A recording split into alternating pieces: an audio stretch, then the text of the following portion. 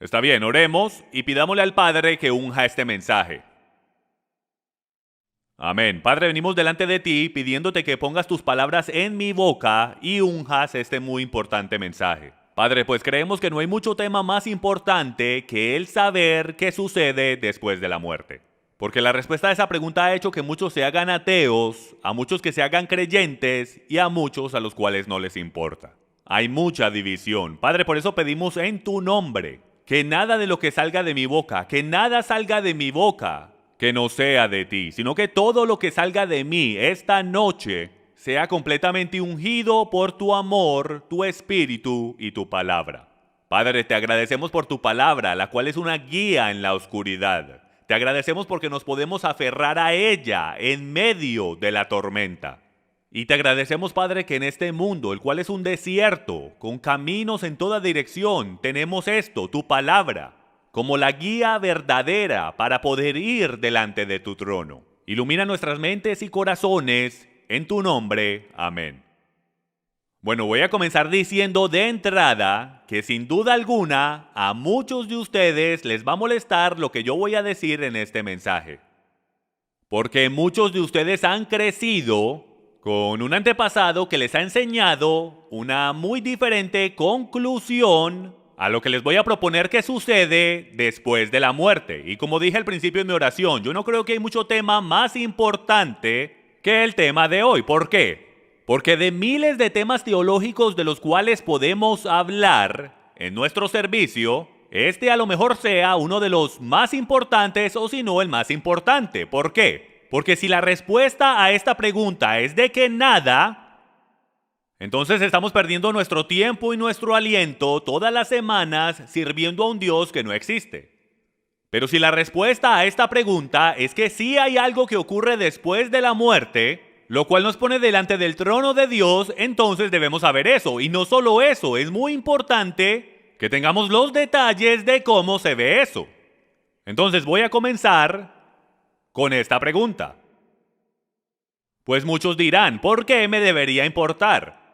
Hay mucha gente que ignoran por completo este tema y dicen, un momentico, yo soy creyente, yo creo en Jesús, ¿por qué me debe importar lo que sucede después de la muerte? Que sea lo que sea.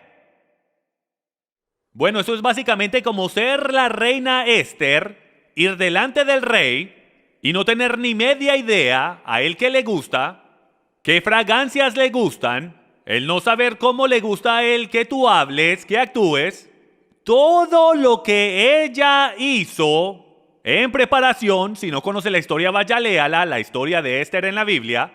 La historia está basada en la idea de que ella no sabe qué le gusta al rey, entonces ella le pregunta a sus siervos, hey, yo confío en ustedes, ustedes conocen al rey, entonces voy a confiar en lo que ustedes me digan porque yo quiero agradar al rey. Su destino y lo que ocurra en su futuro depende de la respuesta de lo que suceda después que ella entre en la presencia del rey. Todo hasta ese momento, después que ella está en la presencia del rey, ella va o a morir o va a vivir. Y su futuro completamente depende en el año anterior, en cómo se preparó para estar enfrente del rey. De la misma manera, todo lo que ocurra en el futuro depende por completo en lo que hagamos ahora. Entonces, si todo depende, escuchen, estamos ahora mismo hablando de la eternidad. Entonces, todo lo que hagamos aquí determinará el cómo vamos a vivir en el milenio y para toda eternidad. Entonces, si todo lo que hagamos aquí importa, ¿no creen ustedes que deberíamos saber dos cosas? ¿Qué debemos hacer? Y el cómo es que se ve el otro lado. Hoy nos vamos a enfocar en el momento de la muerte, inmediatamente después de morir, hasta el momento en que el Mesías regrese. Esa es la sección de tiempo que vamos a tratar de desempacar y tratar de analizar. Pero la razón número uno por la cual nos debería importar es porque está en la Biblia. Hay una significante cantidad de escrituras que hablan de lo que sucede después de morir. Tanto es, Benjamin Franklin lo dice de esta manera. En este mundo se puede decir que nada está seguro excepto la muerte y los impuestos. Yo lo diría al revés. En este mundo se puede decir que nada está seguro excepto los impuestos y la muerte. Yo creo que va en ese orden. Pero bueno, aquí están algunas de las preguntas que vamos a responder el día de hoy. ¿Somos juzgados inmediatamente después de la muerte? Averigüemos eso. ¿Hay personas ardiendo en el infierno ahora mismo? Deberíamos saber si esto es verdad o no. ¿Cuándo ocurre el juicio del gran trono blanco? Hay muchas personas que dicen que esto ya ocurrió. Averigüemos si es verdad o no.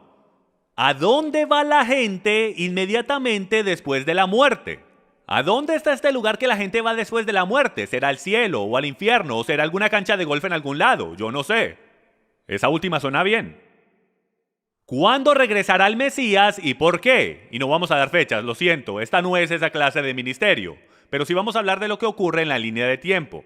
Pero bueno, lo básico, Hebreos 6.1, escuchen esto. Por tanto, dejando las enseñanzas elementales acerca de Cristo, avancemos hacia la madurez, no echando otra vez el fundamento del arrepentimiento de obras muertas y de la fe hacia Dios. De la enseñanza sobre lavamientos, en otras Biblias dice bautismos, de la imposición de manos, de la resurrección de los muertos y del juicio eterno. El escritor de Hebreos, lo más seguro Pablo, nos está diciendo aquí que esto es básico, esta información es básica. Él dice que avancemos a la madurez porque esta información es información para bebés. La imposición de manos, la fe hacia Dios e instrucciones sobre bautismos, ¿con ese? No entremos en eso. La imposición de manos es cosa básica y miren esto. La resurrección de los muertos y el juicio eterno es doctrina básica y elemental.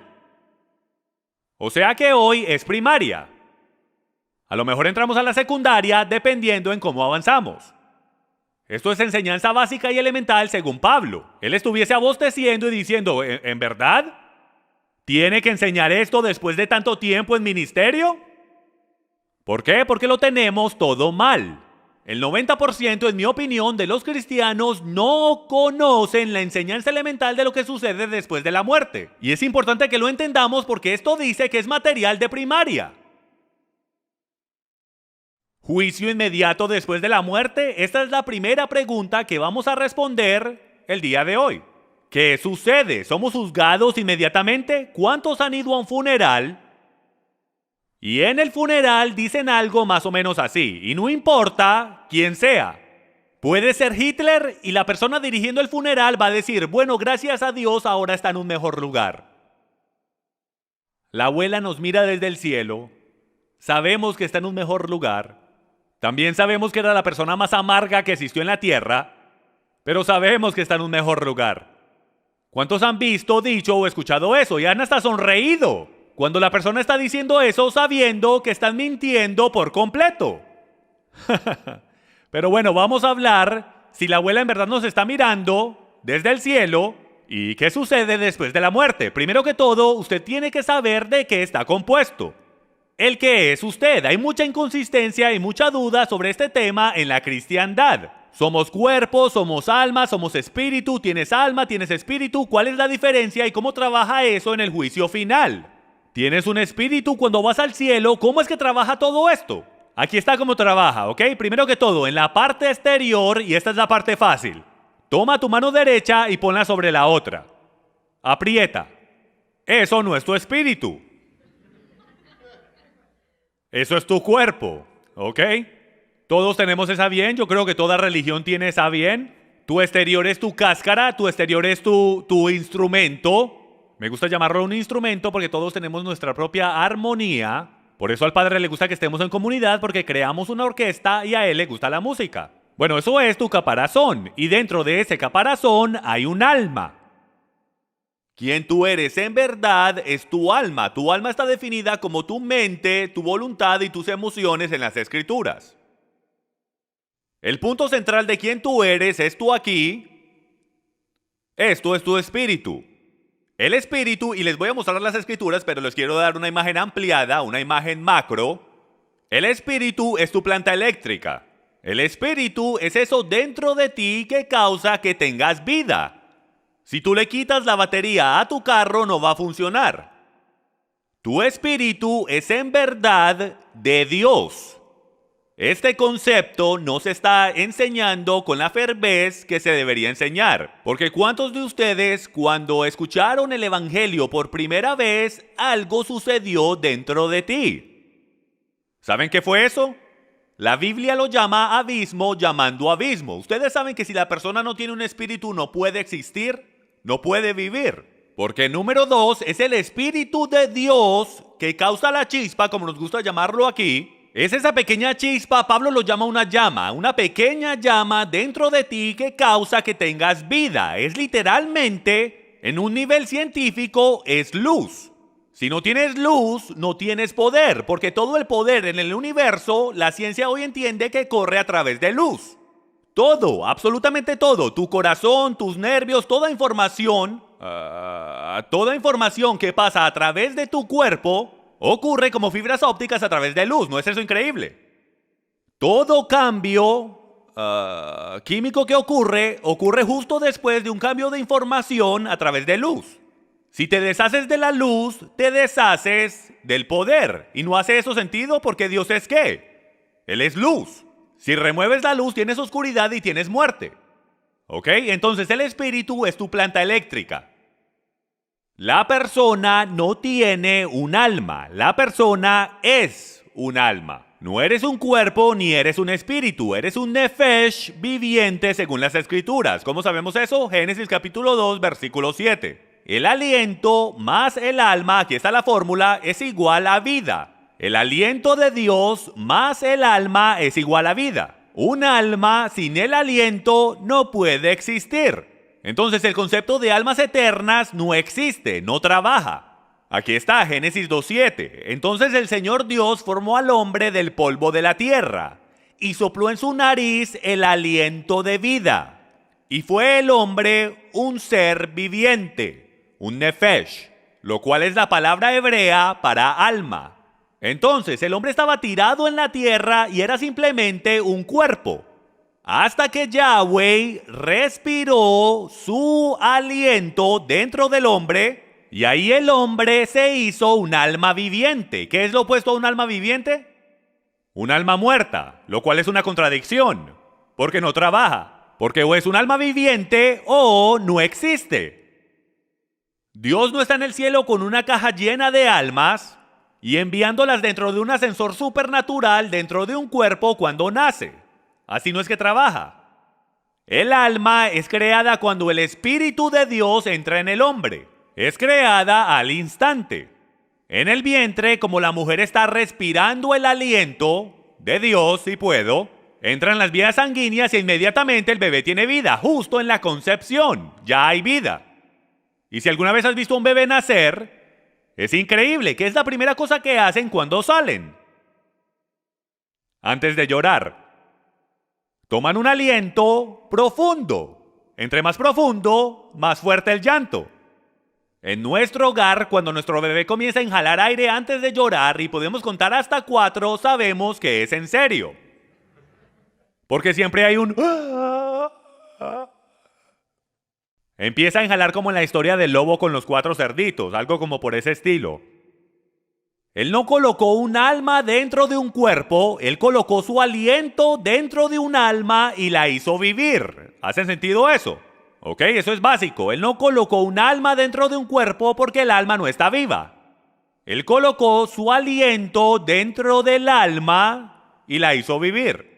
Bueno, continuemos. Génesis 7:22. Todo aquello en cuya nariz había aliento de espíritu de vida, todo lo que había sobre la tierra firme, murió. Esto nos está diciendo que hasta en el reino animal, la luz de Dios o su aliento está dentro de todo ser viviente. No hay nada vivo que no esté vivo por causa de su luz.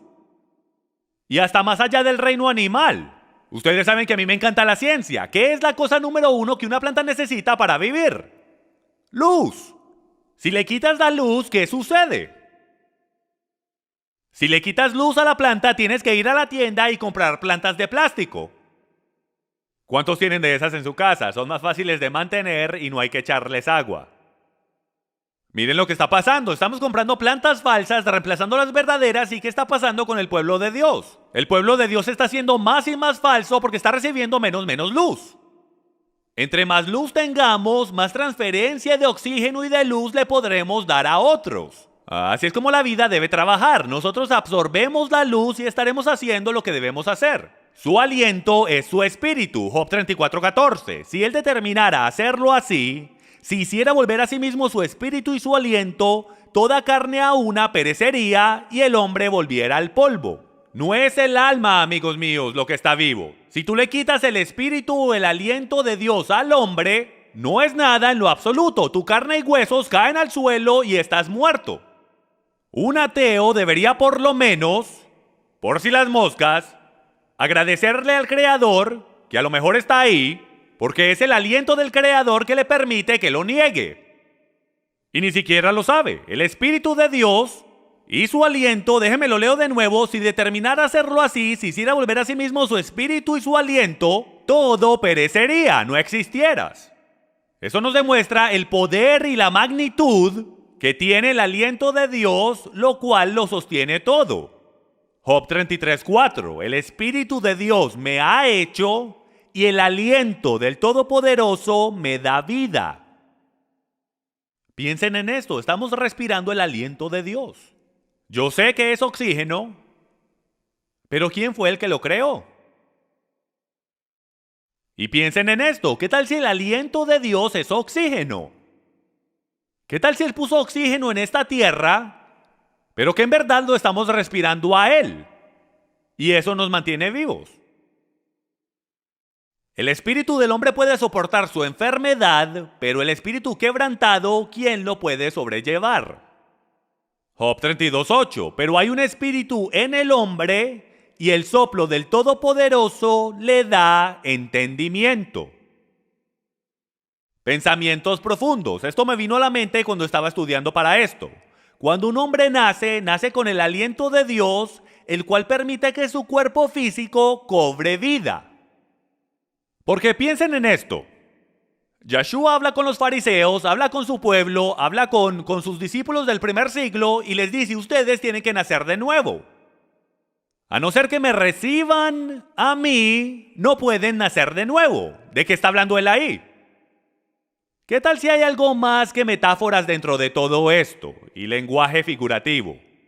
¿Qué tal si Dios, como el científico mayor, en verdad está diciendo algo lo cual es real? Déjenme se los explico. ¿Cuántos saben que en Romanos capítulo 7, Pablo habla de que hay una lucha entre la carne y el espíritu, ¿verdad? Él dice que hay una guerra dentro de él. ¿De qué?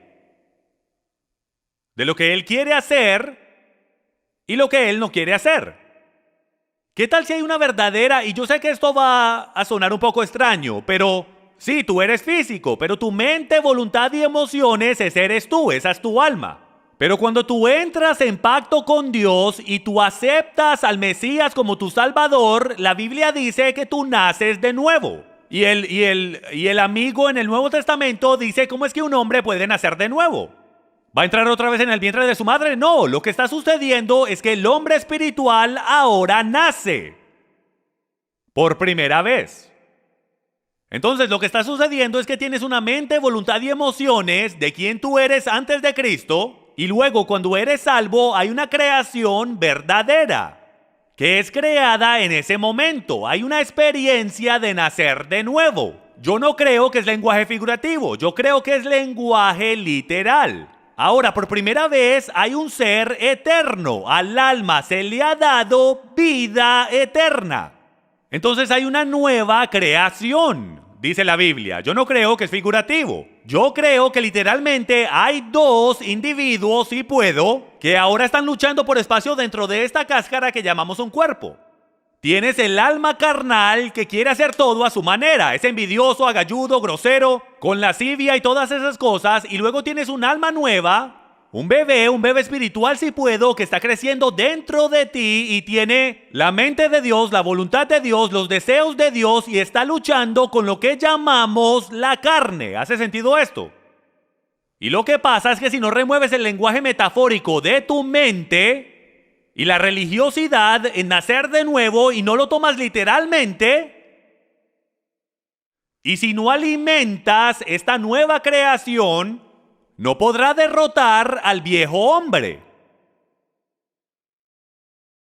Esto va a otro nivel cuando dice que el hombre no vivirá solo de pan, sino de toda palabra que sale de la boca de Dios. ¿Qué tal si él no está siendo metafórico? ¿Qué tal si está diciendo la creación que acaba de nacer, que vive dentro de ti, no se alimenta de pan? Se alimenta de mi palabra, y si tú no le das mi palabra y su pureza, tú vas a morir. Esto fue una revelación para mí, o una imagen, me encantan las imágenes, de cómo el vencer el pecado en mi vida. Esto en verdad es una guerra entre dos individuos que viven dentro de mí. Uno es el nuevo hombre y el otro es el viejo hombre. Tenemos toda esta terminología, pero nunca la hemos tomado en serio. Él respiró una vez y tú comenzaste a respirar en el mundo físico. Él respiró por segunda vez y ahora tú eres eterno. Y es ese hombre eterno que vive dentro de ti el que está luchando en contra del otro hombre. Entonces, ¿qué es el espíritu? Si somos un alma, ¿qué pasa con el espíritu? Bueno, el Salmo 104, versículo 29 nos da una clave exacta de lo que sucede después de morir. Escondes tu rostro, se turban, les quitas el aliento, expiran y vuelven al polvo. Eclesiastés 12:7. Entonces volverá el polvo a la tierra como lo que era, y el espíritu volverá a Dios que lo dio. Mejor dicho, inmediatamente después de morir, inmediatamente después de respirar tu último aliento, la planta eléctrica, lo cual es la llama de Dios, regresa a él porque es suya. El espíritu del hombre regresa a Dios que lo dio. Estamos todos en la misma página. ¿Hace sentido? El alma es completamente diferente. El alma no regresa a Dios que lo dio. El espíritu sí regresa a Dios que lo dio porque ese es su espíritu, su poder. Ahora muchos dirán, un momentico, si un hombre tiene el espíritu de Dios dentro de él, entonces ¿para qué es que necesita el Espíritu Santo? Porque no es lo mismo. Porque el espíritu es solo una batería, es solamente una planta eléctrica, no hay creación. El espíritu es básicamente una planta eléctrica, es como la batería de un carro. Tú no te sientas en la batería de un carro y esperas que te lleve al cine por la noche o algo así. Más bien terminas electrocutado. No, la nueva creación es el carro nuevo que recibes con la batería. El Espíritu de Dios dentro del hombre es como la batería de un carro, pero cuando tú aceptas al Padre, cuando aceptas a Yeshua como tu Salvador y Redentor y le entregas tu vida, Él te da un carro nuevo que va con la batería, para el cual la batería fue diseñada. Apoyo para juicio inmediato, vamos a hablar de esto. Esta es probablemente una de las más importantes o más populares escrituras para apoyar el juicio inmediato. A lo mejor pensaron en esto mientras yo estaba hablando. Bueno, en Lucas 23, Jesús, Yeshua, está en la cruz y él le dice al otro hombre, de cierto te digo, hoy estarás conmigo en el paraíso. Sin duda alguna, este es el versículo más popular para comprobar, si puedo, que hay juicio inmediato después de la muerte. ¡Hey, Pastor Jim, aquí dice, hoy estarás conmigo en el paraíso! Él está diciendo al hombre en la cruz que hoy estará con él en el paraíso. Pero bueno, un momentico, paremos. Esto no es español. En las lenguas seméticas no hay puntuación. Leámoslo de nuevo porque todo depende en donde se ponga la coma. Pongamos la coma un poco a la derecha y van a poder ver cómo todo cambia.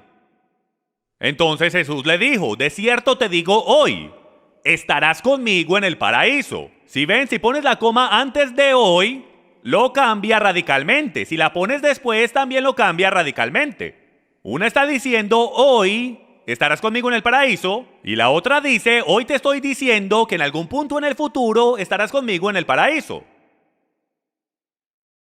Miren, las comas son importantes, porque podemos decir, vamos a comer abuelo,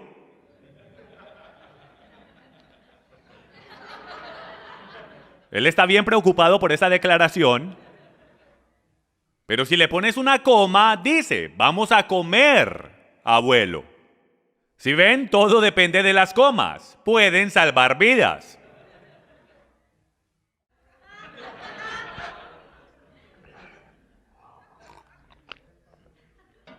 Asegúrate de que pongas la coma en el lugar correcto. Sabemos por hecho que Él no fue para el cielo ese día. Yo no te lo tengo que decir, la Biblia te lo dirá. Tanto es, Yeshua te lo dirá en Juan capítulo 20, versículo 17. Jesús le dijo, suéltame porque todavía no he subido al Padre. Y esto es después de que Él se levanta de los muertos. Pero ve a mis hermanos y diles, subo a mi Padre y a vuestro Padre, a mi Dios y a vuestro Dios. Entonces aquí, en la resurrección, Yeshua, me gusta llamarlo por su nombre hebreo, nos está diciendo que Él no ha ido al cielo todavía. Esto nos está diciendo una de dos cosas. O aquí en Lucas, el paraíso es un lugar completamente diferente al cielo, o que la coma va después de hoy. Entonces, si el paraíso es igual que el cielo, la coma va después de hoy y Él simplemente está diciendo, de cierto te digo hoy, estarás conmigo en el paraíso. O la segunda opción es que el cielo es completamente diferente al paraíso y la coma va antes de hoy y Él quiso decir, te estoy diciendo que hoy estarás conmigo en el paraíso. Vamos a averiguar. Si no se fue al cielo, ¿cuándo murió? ¿Para dónde se fue? Efesios versículo 4, capítulo 9, de hecho nos da la respuesta. Esta expresión ascendió, ¿qué significa? Sino que Él también había descendido a las profundidades de la tierra. Entonces, antes de que Yeshua resucitara de los muertos, Él de hecho descendió a las profundidades de la tierra. El autor no está queriendo decir la tumba, de hecho ni siquiera era una tumba, ni el lugar temporario donde se puso su cuerpo, donde la roca estaba enfrente de la cueva. Sabemos que esa no es la profundidad de la tierra, solo es una frase que significa lo más profundo de la tierra. Es una frase que se usa por todo el Tanakh. Primera de Juan 3:19, en el cual también fue y predicó a los espíritus encarcelados, quienes en otro tiempo fueron desobedientes cuando la paciencia de Dios esperaba en los días de Noé, durante la construcción del arca, en la cual unos pocos, es decir, 8 personas, fueron salvadas por medio del agua. Entonces lo que descubrimos aquí es que Yeshua en el espíritu, no en la carne, porque obviamente la carne murió, y en el espíritu, como ya sabemos, Yeshua va a un lugar donde hay personas en prisión. Y en este lugar Yeshua declara la victoria sobre la muerte. Y tanto es, las escrituras nos dicen que a las personas que Él les está hablando son las mismas personas que murieron durante el tiempo de Noé, los que fueron desobedientes. Continuemos. Primera de Juan 3:19, y Él fue y predicó a las almas en Seol, ahí está a donde Él fue. A los que desde el principio no estaban convencidos en los días de Noé, cuando el largo sufrimiento de Dios ordenó que hubiera un arca, con la esperanza de su arrepentimiento, y solo 8 almas entraron y se mantuvieron con vida por el agua. Este es el mismo versículo de antes, pero en el arameo, y el arameo dice, y lo pone en el contexto original, el cual dice que en vez de prisión, en verdad es Seol. Define prisión como Seol, el mismo lugar, como dice en el Tanakh, que usted va a descubrir, que se menciona una y otra vez. El paraíso no es el cielo. Segunda de Corintios, capítulo 12, versículo 2. Este es Pablo hablando. Conozco a un hombre en Cristo que hace 14 años, no sé si en el cuerpo, no sé si fuera del cuerpo, Dios lo sabe, el tal fue arrebatado hasta el tercer cielo. Ahora, pausemos un momentico. Tenemos que entender que en el primer siglo la manera en que ellos definían cielo era de que el primer cielo era nuestra atmósfera encima del cielo, el segundo cielo eran las luminarias, las estrellas, y el tercer cielo era Dios mismo, era el cielo de los cielos, el tercer cielo o el cielo perfecto. Él está hablando del cielo que conocemos tradicionalmente. Ahora, esta es una frase clave en el griego, en el versículo 3, y diferente al primer hombre. Y conozco a tal hombre, si en el cuerpo o fuera del cuerpo no lo sé, Dios lo sabe, que fue arrebatado al paraíso y escuchó palabras inefables que al hombre no se le permiten expresar. Ahora, muchos dirían que no están familiarizados con lenguas seméticas, que se está hablando del mismo lugar, que el paraíso y el cielo son el mismo lugar. Pero por lo contrario, tenemos un problema entonces porque si no está diciendo la misma cosa dos veces. Porque no haría ningún sentido en lo absoluto que él dijese: conozco a un hombre, no sé si en el cuerpo, no sé si fuera del cuerpo, arrebatado hasta el tercer cielo. Y conozco a tal hombre, no sé si en el cuerpo, no sé si fuera del cuerpo, que fue arrebatado hasta el cielo o al paraíso. No hace sentido que lo repita dos veces. Hace completo sentido si sabes que el cielo y el paraíso son dos lugares completamente diferentes. Estos son dos instancias independientes, de las cuales él está hablando. Por eso es que la frase "y" está ahí. No es una conexión a la oración previa, es un evento separado. John Wesley lo dice así. John Wesley enseñó que el paraíso no es el cielo. En su sermón El hombre rico y Lázaro, él dijo: el paraíso no es el cielo. De hecho es, si es que se puede permitir la expresión, la antesala del cielo, donde las almas de los justos permanecen hasta después del juicio general. Son recibidos en la gloria. Vamos a profundizar en este concepto más y más. Ahora, yo sé que muchos no están de acuerdo conmigo ahora mismo, pero continuemos estudiando las Escrituras y yo estoy seguro que el estándar de la palabra de Dios nos llevará a la verdad. La palabra paraíso en hebreo es pardes y quiero mostrarles esto porque me parece que es bastante chévere. Y eso es Pei, Resh, Dalet y Samek, ¿ok?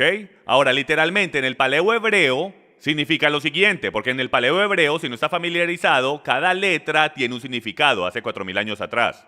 Y entonces si tomas cada letra y la deletreas en una oración, esto es lo que paraíso significaría en el paleo hebreo. Porque Pei es boca, Resh es la cabeza, o el líder, o el principio, Dalet es una puerta abierta, y Samek es el descansar o apoyarse en algo. Entonces, si juntas todo eso, paraíso en hebreo significa literalmente la boca del líder abre la puerta al descanso.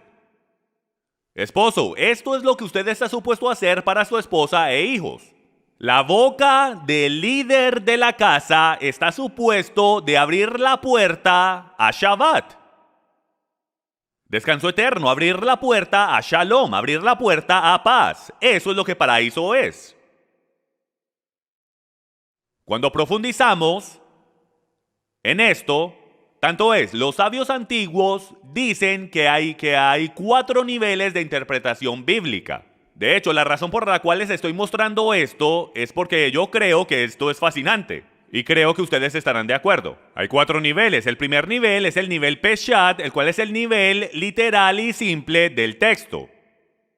Jesús lloró. Y punto. Es muy simple. Ese es el significado literal del texto.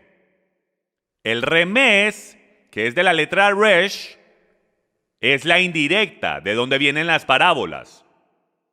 Esto es cuando lees una escritura en el Nuevo Testamento y hay una indirecta. A lo mejor el autor cita una escritura del Antiguo Testamento, pero solo cita una parte. Eso es una pista. Si regresas a la escritura del Antiguo Testamento, la cual él está citando, es una indirecta a algo diferente, que está conectado a lo que él trata de decir. Él trata de sacar algo de esta escritura que es relevante para esta otra. Tanto es, les daré un ejemplo de cómo eso trabaja en su propia vida. Todos tenemos un testimonio personal. Y entonces, a lo mejor algo pasa en tu vida espiritual, digamos que algo sucede el día de hoy, tú sacarás una escritura que esté conectada con lo que te sucedió hoy, aunque cuando eso fue escrito no tenía nada que ver con lo que te sucedió hoy, pero es relevante a tu situación, eso es remés. Tú tienes tu testimonio y para tu testimonio tú sacas una escritura la cual originalmente no tenía ese significado, pero es relevante con tu testimonio hoy. Eso es remés. En la próxima, la Dalet es para Derash. Nosotros decimos Midrash en el hebreo cuando hacemos un estudio bíblico y profundizamos en la palabra, la analizamos profundamente y decimos, wow, esto es lo que saqué, esto es lo que yo saqué, esto es lo que Dios me está mostrando. Y puedes tener 4 significados diferentes a una escritura que son personales, no interpretaciones, eso es completamente diferente, sino 4 significados diferentes personales. Eso es llamado un Derash. Gálatas capítulo 4 es un gran ejemplo con Abraham y Sara. Pues ahí dice que ellos son los hijos de la promesa, ¿ok? Eso es obviamente un derash de la historia original de Abraham y Sara. Cuando esa historia fue contada, no tenía nada que ver con lo que Pablo está diciendo en Gálatas capítulo 4, pero está conectada de una manera personal con lo que él ve.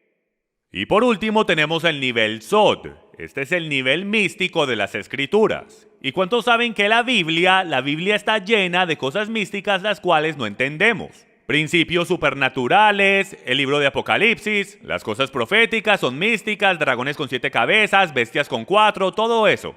Todo eso es del nivel Sod.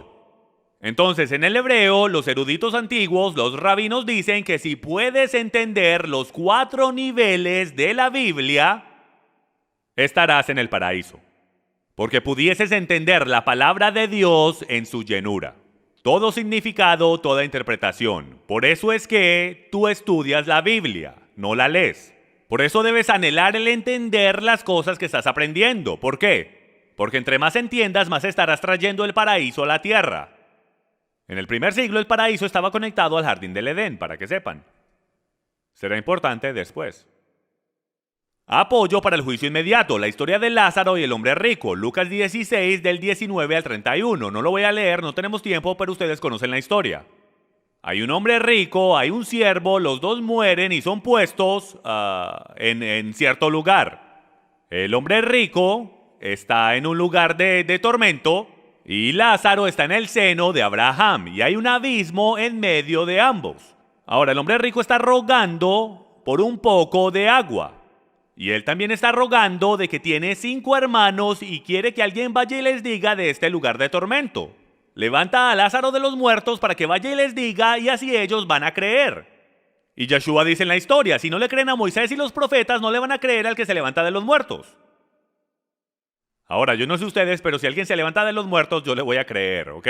Pero lo que está sucediendo, en verdad, es que Yeshua conoce su corazón. Y él está diciendo que tu corazón, el de tus hermanos y el de todo el pueblo es tan duro, ellos tienen el evangelio. La vida eterna está escrita por todos lados. Si la leyeran y la entendieran, supiesen que yo soy el Cristo. Bueno, pero en lo que nos queremos enfocar es qué está pasando. Es en verdad lo que Yeshua está diciendo, un ejemplo verdadero de lo que ocurre después de morir. Esto instantáneamente sería contrario al resto de las escrituras, que no enseñan que hay juicio inmediatamente después de morir. Entonces, ¿qué está sucediendo? Porque de todas las parábolas que Yeshua da, ¿por qué es que esta aparenta ser tan real? En cierta manera lo es, pero recuerden que esta era una muy popular, él no se la inventó, esta era una muy popular parábola que se contaba en el primer siglo, ¿ok? Muchos no saben eso. Entonces, Lázaro y el hombre rico. Primero que todo, las parábolas se utilizan para ilustrar un principio de edificación espiritual, no son para enseñar teología, son para enseñar principios. Cuando yo le cuento historias bíblicas a mis hijas, yo desarrollo esas historias de una manera que hasta Dunkin' Donuts ha llegado a las historias bíblicas de la casa Staley. Eso no significa que Yeshua comió Dunkin' Donuts, ¿ok? Significa que le estoy agregando algo a la historia para edificación espiritual. No me pregunten cómo hay edificación espiritual en Dunkin' Donuts, porque no la hay. Pero yo le agrego y les tiro cosas a la historia para que le pueda hacer sentido a ellas en su nivel. Eso es lo que hace Yeshua con nosotros. El punto de Yeshua era que el tener riquezas y estatus no demuestra que tienes el favor de Dios. Ese era el propósito entero de esa historia. Yeshua advertía a estos líderes religiosos a escuchar a Moisés y los profetas y a arrepentirse de sus corazones duros hacia los pobres y necesitados. Tanto es que los eruditos reconocen que esto era una historia familiar en el tiempo de Yeshua.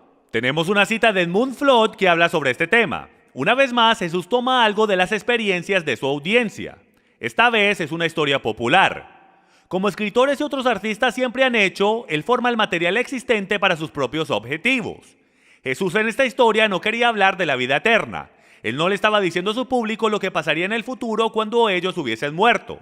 Eso fue solo el escenario a lo que él quería decir. Si puedo, los muebles que estaban en la escena de un set familiar. Entonces, él estaba tomando algo que era familiar para ellos y les estaba enseñando un principio, que si tú humillas a los pobres y los tratas con arrogancia y no escuchas a Moisés y los profetas, vas a terminar en lo contrario de lo que pensabas. Tú piensas que vas a ir al seno de Abraham, y por el derecho lo decían por algo, y es porque todos se jactaban de ser descendencia de Abraham, nuestro padre Abraham, multiplicado como las estrellas.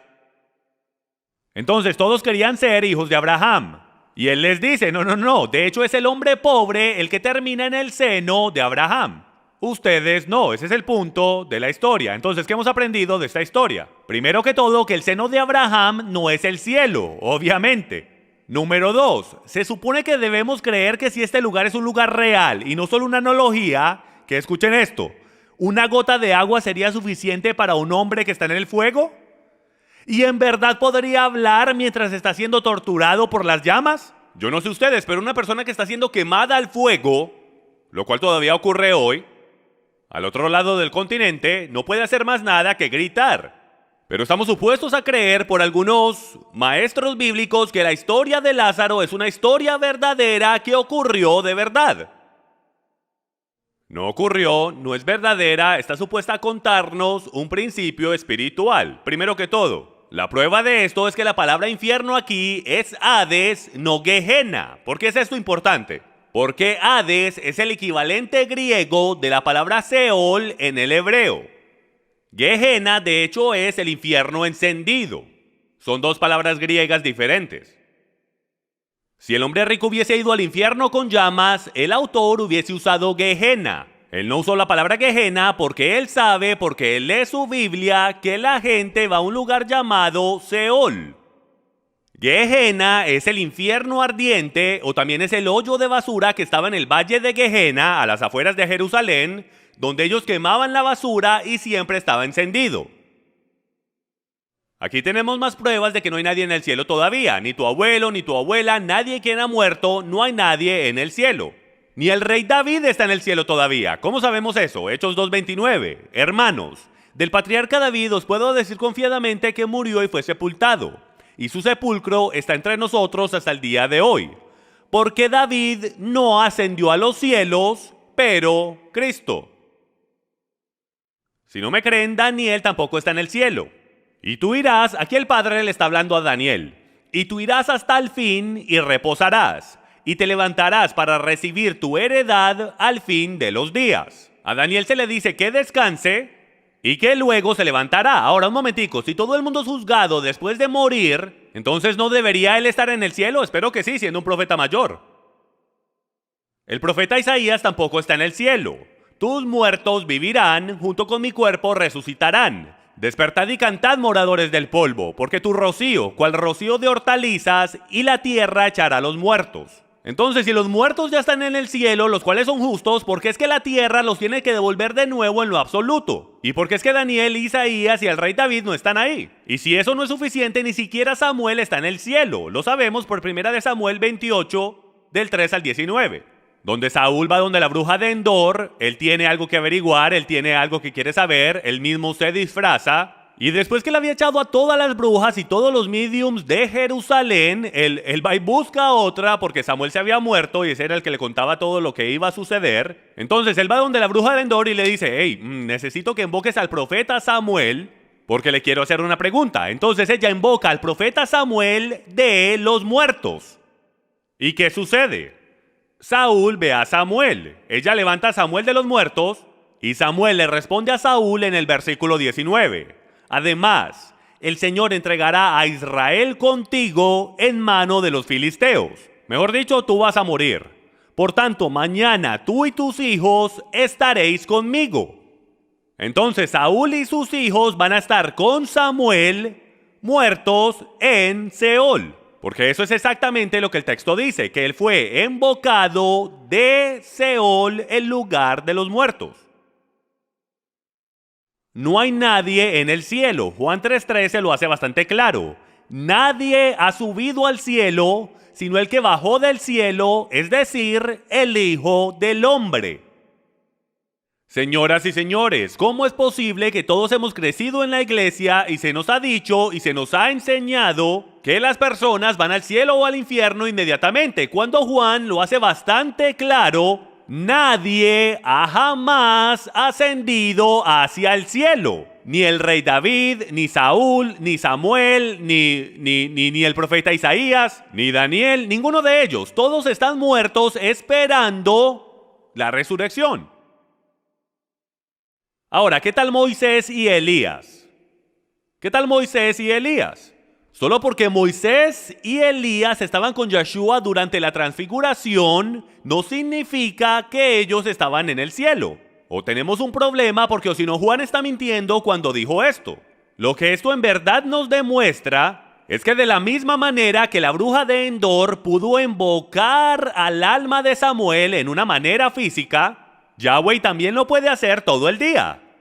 Y él también lo hizo.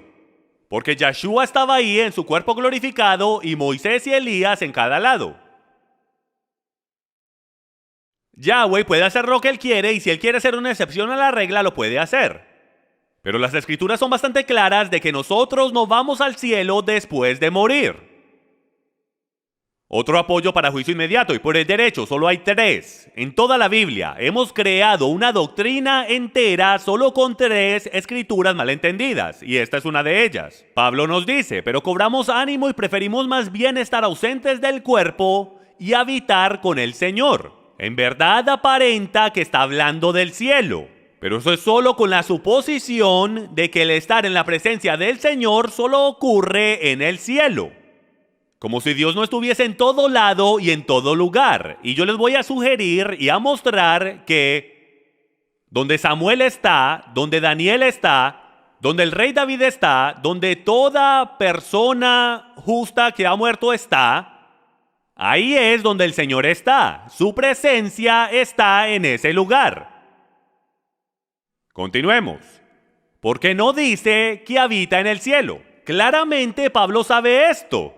Solo para ser un estudiante de Gamaliel tenías que tener la Torá memorizada palabra por palabra, y él era el mejor estudiante de todos. No es como si él nunca hubiese leído la Torá y los profetas antes. Él sabía esto y lo sabía de memoria. Por eso es que él no dice el habitar en el cielo, él dice habitar con el Señor. Entonces, ¿dónde están todas las almas? ¿Dónde están? Veamos el Strong 7585, la palabra hebrea Seol. Seol, la designación del Antiguo Testamento para morada de los muertos. Hasta el Strong sabe la respuesta de esto. Estas son las definiciones. Lugar sin retorno, sin alabanza a Dios. Malvados enviados allí para castigo. Los justos no son abandonados a él. Lugar de exilio, de degradación extrema en el pecado.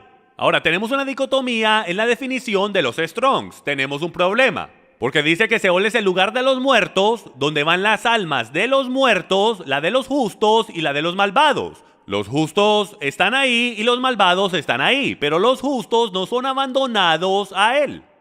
Entonces tenemos un problema porque estamos diciendo que o todos los justos y todos los malvados van al mismo lugar, o cuando vemos la historia de Lázaro y el hombre rico, vemos que están en 2 diferentes compartimentos, y les voy a sugerir que eso es lo que es.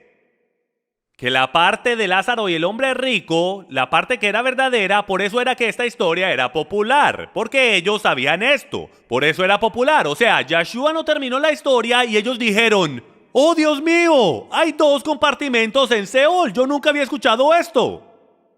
No, ¿en qué se estaban enfocando? En la vergüenza que él estaba haciendo sentir a ellos porque les estaba cambiando su modo de pensar. Pues creían que los siervos iban a ir al lugar de los malvados, mientras que los grandes fariseos y saduceos iban a terminar en el seno de Abraham.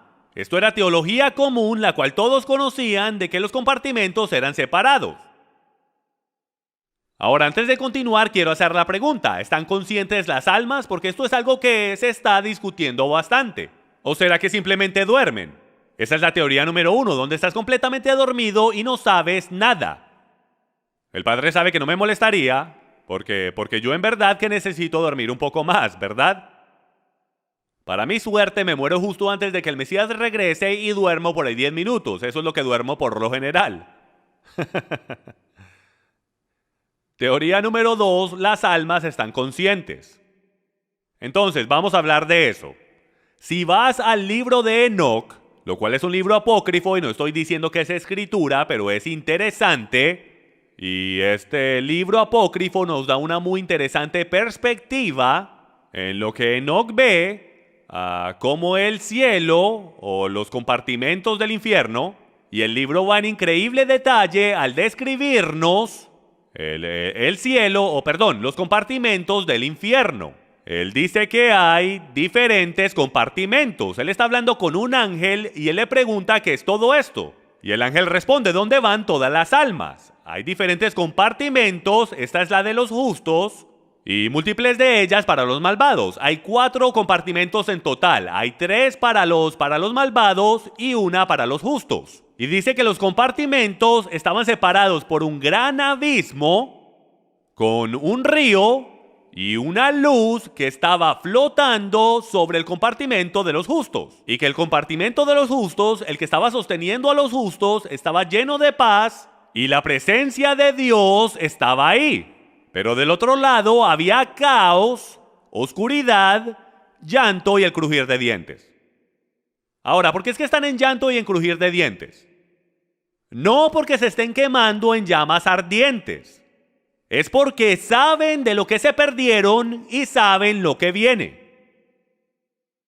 Yo estuviese llorando también si yo supiese el castigo que se me viene encima y si yo supiese que la embarré y que no hay manera de arreglarlo de nuevo. Job capítulo 14 versículo 12 lo dice así: así el hombre yace y no se levanta. Hasta que los cielos ya no existan, no se despertará ni se levantará de su sueño. O sea que estas almas están en completo descanso. Yo personalmente pienso que están conscientes. Porque o si no, ¿cómo pudo ser invocado Samuel? Tanto es que Enoc dice que él puede escuchar el alma de Abel clamando, como en una corte, el que su hermano lo mató y él quiere justicia por eso. Job 14:13 dice: oh, si me escondieras en el Seol, si me ocultaras hasta que tu ira se pasara, si me pusieras un plazo y de mí te acordaras, si el hombre muere volverá a vivir, todos los días de mi batallar esperaré, hasta que llegue mi revelo. Al parpadear de un ojo. Salmo 16:9, por tanto mi corazón se alegra y mi alma se regocija. También mi carne morará segura, pues tú no abandonarás mi alma en el infierno. Y la palabra hebrea ahí es Seol. No abandonarás mi alma en el Seol, ni permitirás a tu santo ver corrupción. Este es un hermoso salmo mesiánico que comprueba que cuando el Mesías murió, ni su carne llegó a ver corrupción. Tanto es que teológicamente hay 2 resurrecciones, y vamos a hablar de ambas de ellas ahora mismo. Juan 5:28, no os admiréis de esto, porque viene la hora en que todos los que están en los sepulcros oirán su voz, y saldrán. Los que hicieron lo bueno a resurrección de vida, y los que practicaron lo malo a resurrección de condenación. A primer vistazo aparenta que esto ocurre al mismo tiempo, pero no lo es, y lo comprobaré con otras escrituras un poco más adelante. Pero señoras y señores, hay mucha gente que conoce el capítulo 5 de Juan.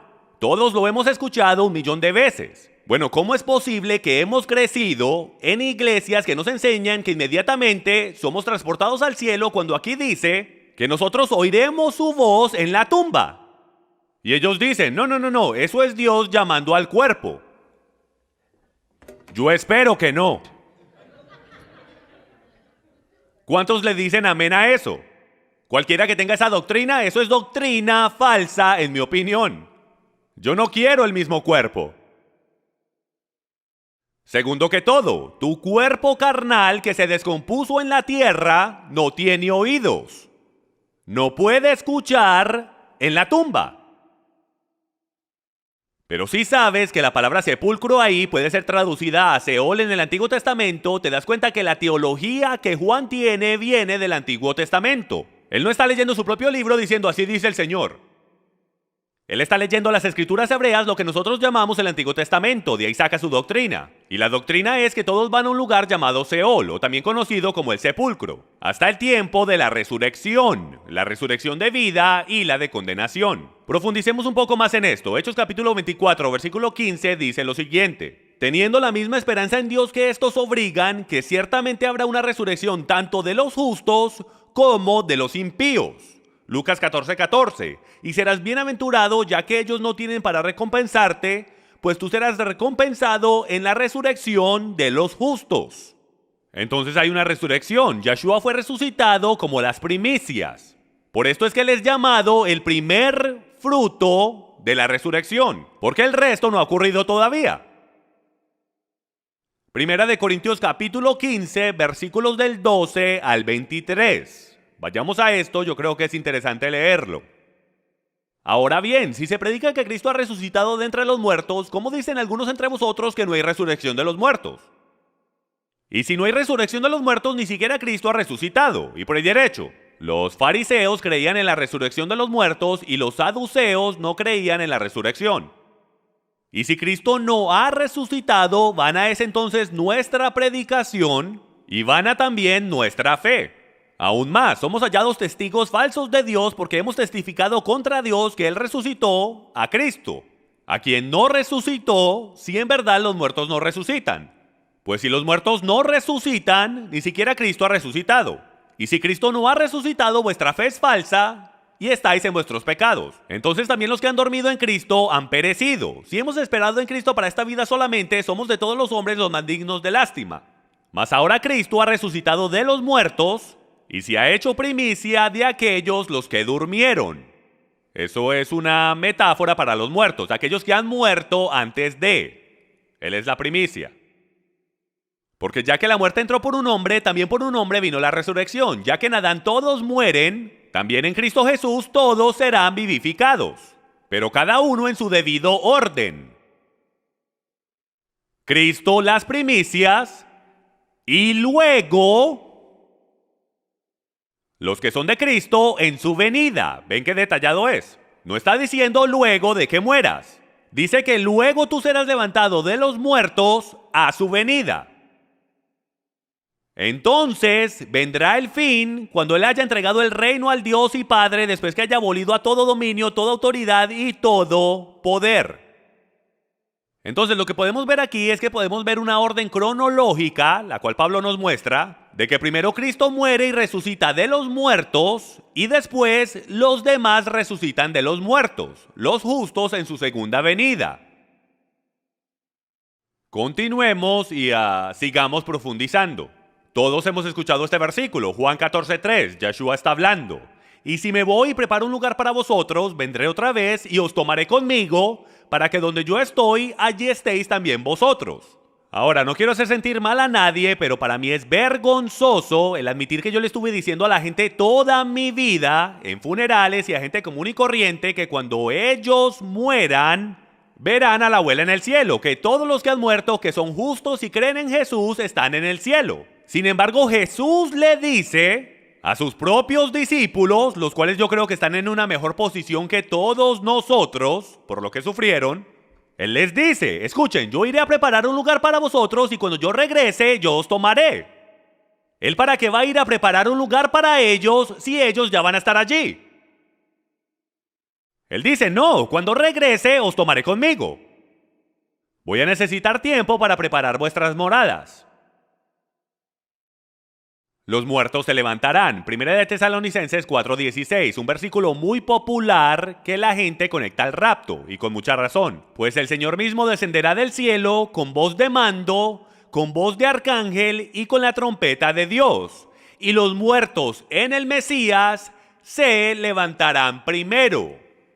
Los muertos en Cristo se levantarán primero. Entonces, la abuela que ama a Cristo no puede estar en el cielo y ser levantada de los muertos al mismo tiempo. Ya sabemos que el cuerpo nuevo no es el cuerpo antiguo.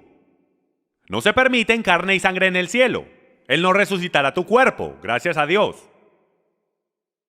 ¿Cuándo son las resurrecciones? Esta es una pregunta bastante relevante. Apocalipsis capítulo 20 nos dice exactamente cuándo es que esto va a suceder. Y volvieron a la vida y reinaron con Cristo por 1000 años. Sabemos que la resurrección de los justos, los muertos en Cristo, se levantan justo a la venida del Mesías. Cuando lo veamos viniendo en las nubes, los muertos en Cristo se levantarán primero. Si estás vivo, cuando Él regrese, serás arrebatado si puedo, serás sacado de tu cuerpo, tu alma será sacada de tu cuerpo. Tu cuerpo caerá al suelo. Tu alma irá a Dios de donde vino, tu espíritu irá a Dios de donde vino, y el alma es transportada inmediatamente con Yeshua. Y se te dará un cuerpo nuevo glorificado.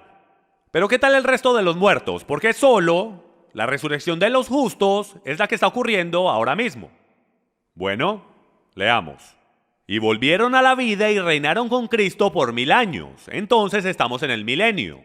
Los demás muertos no volvieron a la vida hasta que se cumplieron los 1000 años. Esta es la primera resurrección. Entonces, lo que él está diciendo en contexto es que cuando el Mesías regrese, la primera resurrección de los muertos es la de los muertos en Cristo. Luego continúa diciendo: bienaventurado y santo es el que tiene parte en la primera resurrección. La muerte segunda no tiene poder sobre estos, sino que serán sacerdotes de Dios y de Cristo y reinarán con él por 1000 años. Cuando los 1000 años se cumplan, Satanás será soltado de su prisión y saldrá a engañar a las naciones que están en los 4 extremos de la tierra. Y por el derecho, la palabra prisión ahí es la misma palabra de la cual hemos estado hablando, Seol. Entonces, todos los que están muertos y malvados en la tumba, en el compartimento de los malvados en Seol, si piensan que están mal ahora, ¿cómo será cuando metan a Satanás ahí?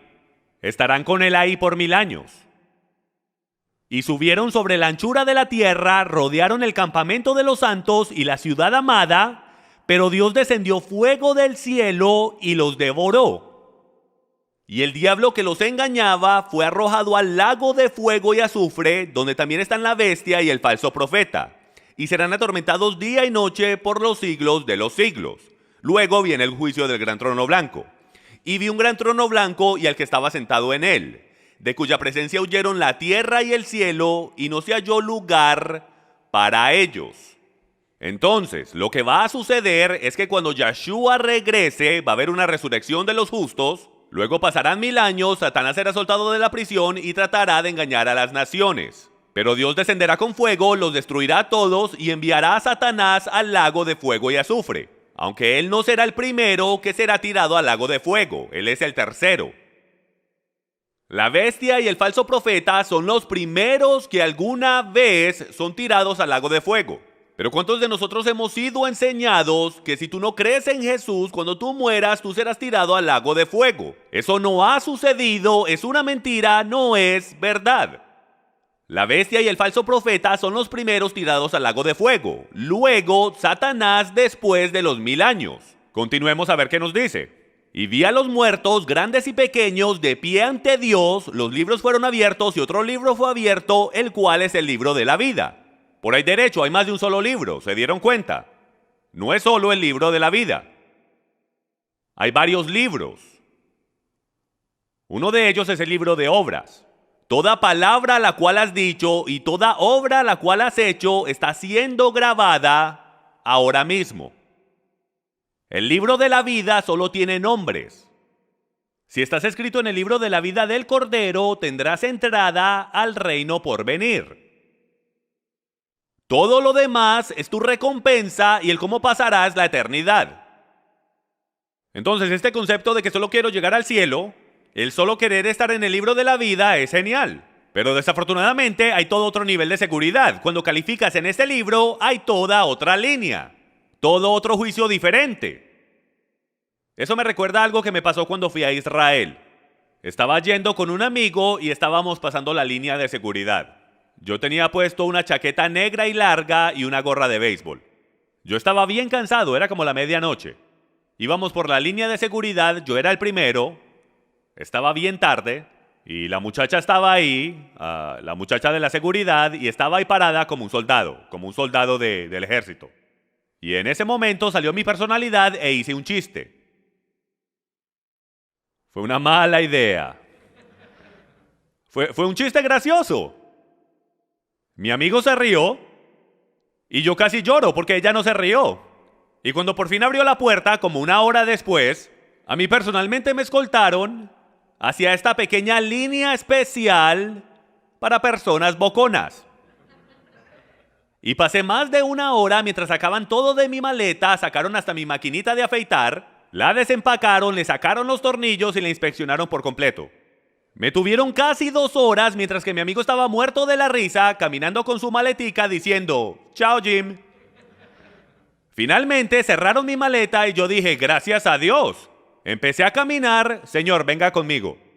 Un momentico, acabo de ir por seguridad. Señor, venga conmigo. Había una segunda línea de seguridad. A este punto me están diciendo que me quite la ropa. Sin broma. Y yo pregunto, ¿esto en verdad es en serio?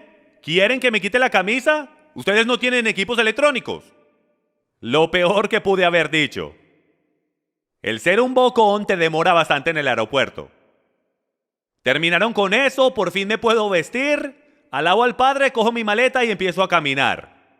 Señor, venga conmigo. ¡No puede ser! ¡Esto no puede ser en serio! ¡Yo no soy un terrorista! ¡Es una máquina de afeitar! Esta era una línea de interrogación. Querían saber yo por qué uso tzitzits. ¿Qué es eso? ¿Por qué tiene cuerdas? ¿No son ustedes judíos? Otra vez habló el bocón. Yo le digo, son tzitzits. Me pregunta como si nunca los hubiese visto antes. Estábamos en Israel. ¿Es usted judío? No. Fue lo equivocado en decir. ¿Por qué está usando tzitzits si no es judío? Me tocó dar un sermón como de 20 minutos explicando el por qué uso tzitzits. Venga conmigo, señor.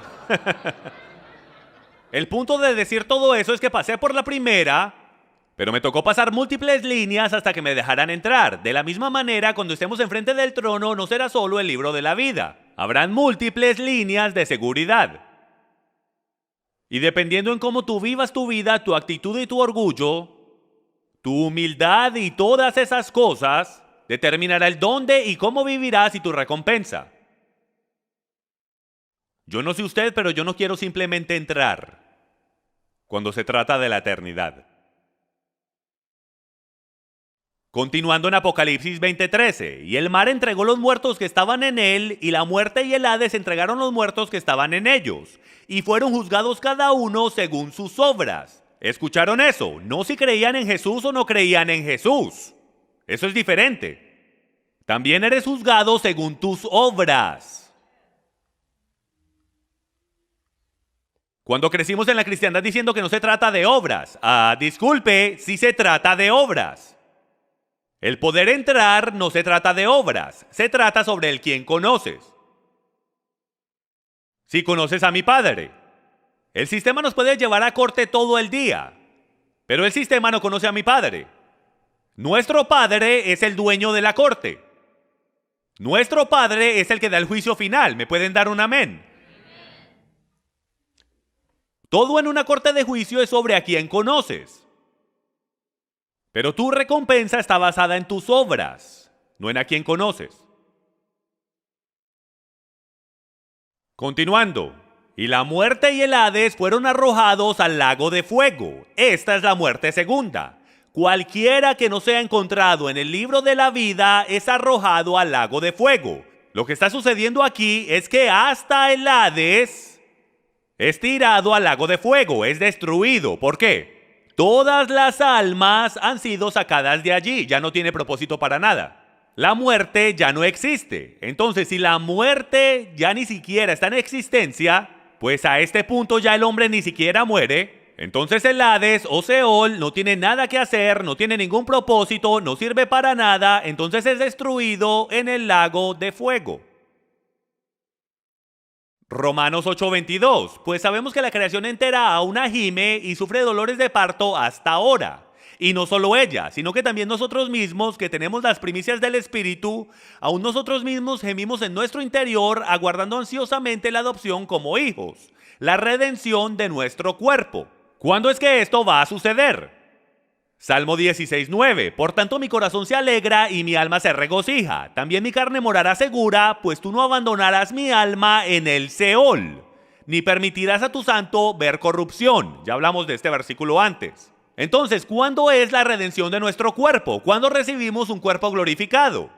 Primera de Corintios 15:50 dice lo siguiente, y esto digo, hermanos, que la carne y la sangre no pueden heredar el reino de Dios, ni lo que se corrompe hereda lo incorruptible. He aquí, os digo un misterio, no todos dormiremos, pero todos seremos transformados. Y va a continuar, pero lo que les quiero mostrar aquí es lo siguiente.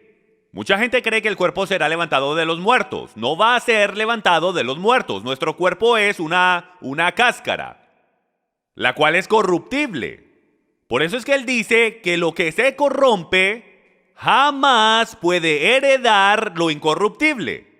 Tu cuerpo no puede heredar aquello lo cual es incorruptible. Por eso es que recibiremos algo completamente nuevo. En un momento, en un abrir y cerrar de ojos a la trompeta final, pues la trompeta sonará y los muertos resucitarán incorruptibles y nosotros seremos transformados. Ahora, hablemos de esto. Hay muchas experiencias cercanas a la muerte allá afuera. Hay hasta películas de Hollywood, el cielo es real, sobre un niño que va al cielo. Y él puede ver a su abuelo y puede ver un montón de cosas. No los quiero deprimir, pero no es real. Amigos, no nos podemos basar en Hollywood, ni sacar teología de un niño de 8 años, y mucho menos teología basada en experiencias. Basamos teología en la palabra de Dios y en la palabra de Dios solamente. No importa qué emocionante, qué real aparenta o cuántas cosquillitas te haga sentir. Lo que importa es lo que diga la palabra de Dios, porque eso es lo que creemos. No estoy diciendo que no tuvieron esas experiencias, no estoy diciendo que ellos no creen que son verdaderas, no estoy ni diciendo que lo que ellos experimentaron no es real, lo que estoy diciendo es que Dios les pudo haber dado una visión. Los profetas fueron llevados al tercer cielo y vieron cosas indescribibles. El apóstol Pablo fue llevado al paraíso y escuchó cosas que eran indescribibles y no pudo hablar. No estoy diciendo que él no vio o sintió estas cosas, pero les puedo asegurar que no era el cielo lo que estaba experimentando. Allí no hay árboles, no hay todas estas cosas. Escuchen, es la morada de los muertos, donde están las almas de los justos. Lo que sea que él estaba experimentando, Dios permitió que lo experimentara, pero no fue en un lugar verdadero. ¿Hace sentido eso? También tenemos que tener cuidado de esto. La Biblia dice que Satanás puede venir como un ángel de luz. ¿Qué es un ángel de luz? Lo que él era antes. Piensen en la mecánica científicamente. Satán tiene la habilidad de transformarse a sí mismo desde un nivel molecular microscópico en algo que aparenta ser un ángel de Dios. ¿Creen ustedes que él pueda dar una visión que aparente ser de Dios, pero no ser de Dios? ¿No creen que él puede hacer una estatua llorar? ¿O que le salga sangre a una estatua hecha de piedra de Jesús en la cruz? Por supuesto, si él se puede transformar a sí mismo en un nivel molecular, por supuesto que él puede manipular cosas en esta tierra, sabemos que lo hace todo el tiempo. Ahora, ¿es el cielo real? Por supuesto. ¿Es la película real? Eso es para Dios que juzgue, pero yo les puedo decir que la palabra de Dios dice otra cosa. El abuelo no está flotando en el cielo ahora mismo. En conclusión, cuando la gente muere no son juzgados inmediatamente. Nadie es juzgado inmediatamente después de morir con un juicio permanente. Lo que sí hay es una determinación de a dónde vas a ir, la cual te envía o al Seol de los malvados, esperando por el juicio final, o al Seol de los justos, esperando por el juicio final. Ese es el único juicio que está ocurriendo en ese momento. Tus obras no son juzgadas, ni el juicio del gran trono blanco está ocurriendo todavía. Es solo la separación entre las ovejas y los cabritos. Nadie ha ascendido al cielo todavía y nadie ha descendido al infierno todavía. Todos van a un lugar de espera llamado Seol, esperando por la primera resurrección o la segunda resurrección. Y Seol está dividido en compartimentos separados, unos para los justos y otros para los impíos. Las almas justas reciben inmortalidad y paz en la muerte mientras esperan por el juicio final, mientras esperan el ser levantado de los muertos. Eso es básicamente, y si puedo, la historia de Lázaro y el hombre rico. Esa es la luz. Y ellos se pondrán inmortalidad, un cuerpo nuevo, cuando se levanten en su segunda venida. La primera resurrección ocurre en la segunda venida de Cristo, y la bestia y el falso profeta son los primeros en ser arrojados al lago de fuego, cuando regrese el Mesías. La segunda resurrección, la de los impíos, ocurre después del reinado de 1000 años del Mesías. Luego Satanás es arrojado al lago de fuego, ahí es cuando ocurre el juicio del gran trono blanco y todo aquel que no es encontrado en el libro de la vida del Cordero es también arrojado al lago de fuego. Ahora, y déjenme yo les digo esto también. Nosotros no sabemos qué es el lago de fuego. No tenemos ni media idea de lo que eso es. Porque ¿qué es lo que dice Juan que es el lago de fuego? Él dice que él ve lo que aparenta ser un lago de fuego. Ahora, y lo que yo he aprendido en mis estudios y en otros libros extrabíblicos de lo que es este lago de fuego, como en el libro de Enoc, es de que él le pregunta a los ángeles, ¿qué es esto que aparenta ser un fuego eterno? Esto aparenta ser un fuego eterno, parece un mar de vidrio con fuego. Y el ángel le da una respuesta críptica que me sorprendió por completo, la cual me llevó a otro nivel de pensar. Porque el ángel le dice que el fuego en verdad son las luminarias del cielo. Los ángeles del cielo. Y yo dije, por supuesto, esto hace completo sentido. ¿Cuántos recuerdan cuando ellos salieron de Egipto que Él los guió por la noche?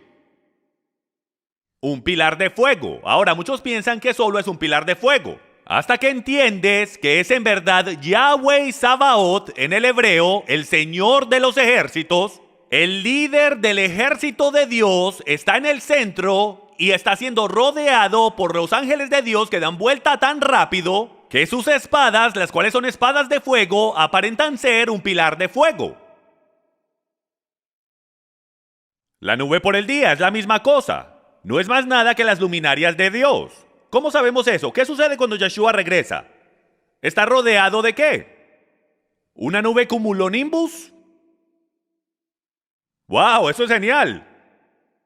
De hecho, dice que la nube es una gran nube de testigos. Son los ángeles del Dios Altísimo que están protegiendo a su líder. Dice que Él viene montado sobre los ejércitos del cielo. Y escuchen, esto es solamente una teoría, no estoy diciendo que esto es completamente el Evangelio, pero esto me hace mucho sentido a mí como una posibilidad de que literalmente lo que está sucediendo es de que el fuego, y por ahí derecho, lo que sale del trono de Dios es el fuego de Dios. ¿Qué sucedió cuando Nadab y Abihu, los hijos de Aarón, trajeron fuego profano delante del Señor? ¿Qué sucedió? Salió fuego. Desde nuestra perspectiva, salió fuego y los mató. ¿Era en verdad fuego? ¿O será que eran los ángeles de Dios que estaban protegiendo el trono? Y la llama de sus espadas cortaron y destruyeron y aparentaba ser fuego. ¿O será fuego en verdad? Yo no sé. Pero ¿será que es posible que hay tantos ángeles en el ejército de Dios, los cuales están ahí para proteger a Dios, que el lago de fuego, en esa instancia, es en verdad los ángeles de Dios o las luminarias de Dios que están destruyendo a los hombres? Lo cual aparenta ser fuego, pero es en verdad los ángeles destruyendo las almas de los malvados. Porque dice, hey, no le temas a los hombres, los cuales solo pueden destruir el cuerpo, sino que tenle temor a Dios, el cual puede destruir ambos el alma y el cuerpo en el infierno. Y la palabra ahí es aniquilar, lo cual es un tema completamente diferente. ¿Está haciendo sentido esto? ¿Están aprendiendo algo? Qué bueno, levantémonos que vamos a terminar.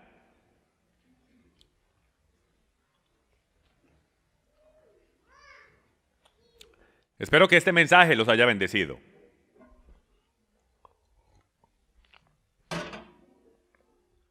Pues Dios nos ha llamado a conocer la verdad.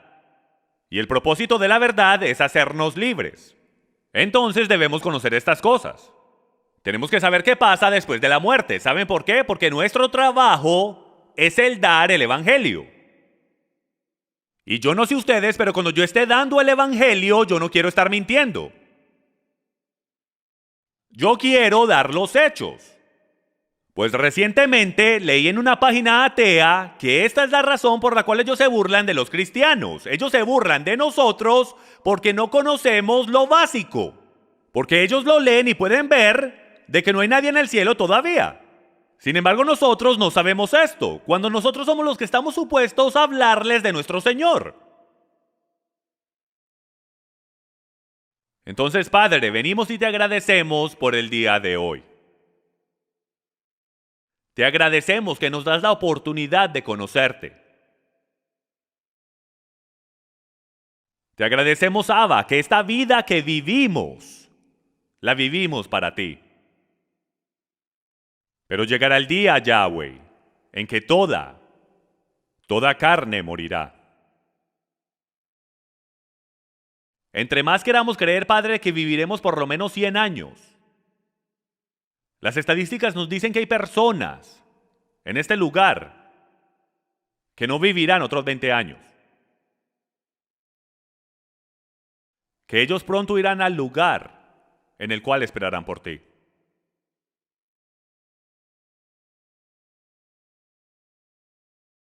Por eso clamo a tu pueblo el día de hoy. Si alguno está al sonido de mi voz y no conoce al Mesías, si no conoce a nuestro Dios,